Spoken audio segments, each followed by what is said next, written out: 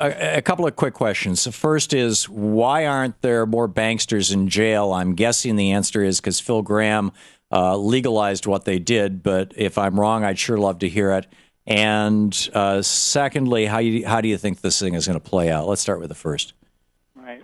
I think that is part of it. That some the crime is often what's legal, but part of it is also a lack of political will. In the aftermath of the savings and loan debacle, there were 1,000 S&L insiders who were convicted of felonies, right, including some pretty big names like Charles Keating. Right, and went to prison.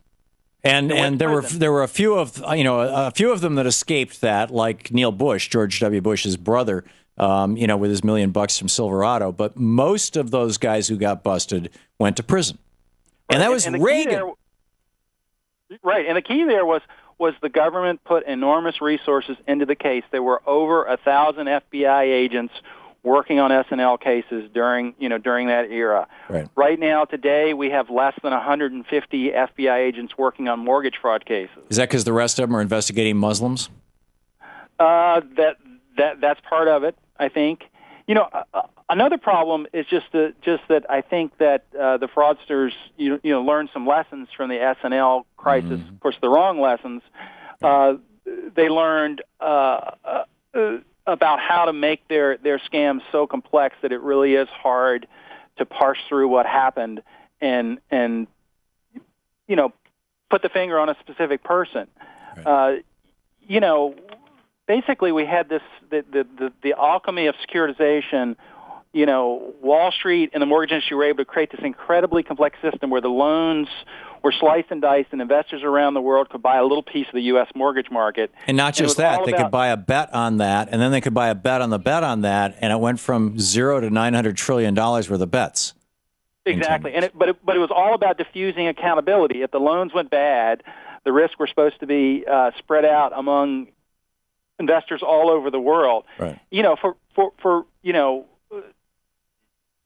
was very simple. A mortgage broker would sniff out the loans and arrange the loan, and the loan would be closed in the name of a smallish mortgage lender, then sold up the line to a bigger lender, which sold it to a Wall Street investment bank, which then pooled it into with similar loans in a bankruptcy remote shell corporation, much like the shell entities that Enron had used to hide his accounting they had over 900 of them. Bank of America has 119 of them. That's why they paid no taxes in 2009. Right, and then it would sell these mortgage-backed securities to investors in Australia and Belgium, you name it. But if the borrowers complained they'd been a victim of predatory practices of fraud, bait-and-switch salesmanship, my name was forged on the disclosure documents, that kind of thing, all the bigger players and investors could say, oh, not me, not my fault, that was somebody else. Right. And it was likely that the mortgage broker or the smaller lender that had done the initial dirt, let's say, had gone out of business or was operating under a new license or had moved to another city or state. He was long gone. So, Michael, we have about 2 minutes left. Where are we at? You probably heard part of my rant about how I think another crash is coming, how Carl Icahn just came right out and said it Wednesday or Thursday in the Financial Times. He's shutting down his hedge fund and returning all the money to limited partners because he didn't want to be the guy responsible for their losing all their money.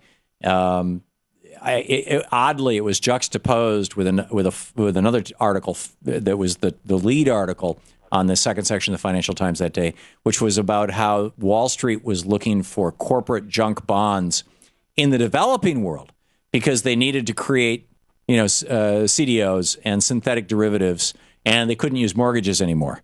I mean, it's like they're reinflating the bubble. It's going to burst, isn't it? It's back to the races. Yeah. When there's no accountability, it's very easy for people just to move on and look for the next scam. Yeah.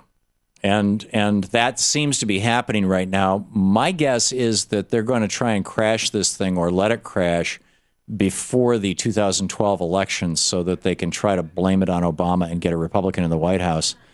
And on the other side, you're going to have the Obama administration and probably the Fed, which seems to be his friend right now, doing everything they can to prevent that from happening, and the crash might happen in 2012 or 2013. What's your best guess?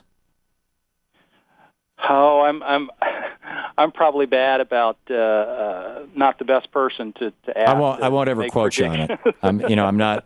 Yeah, I think we,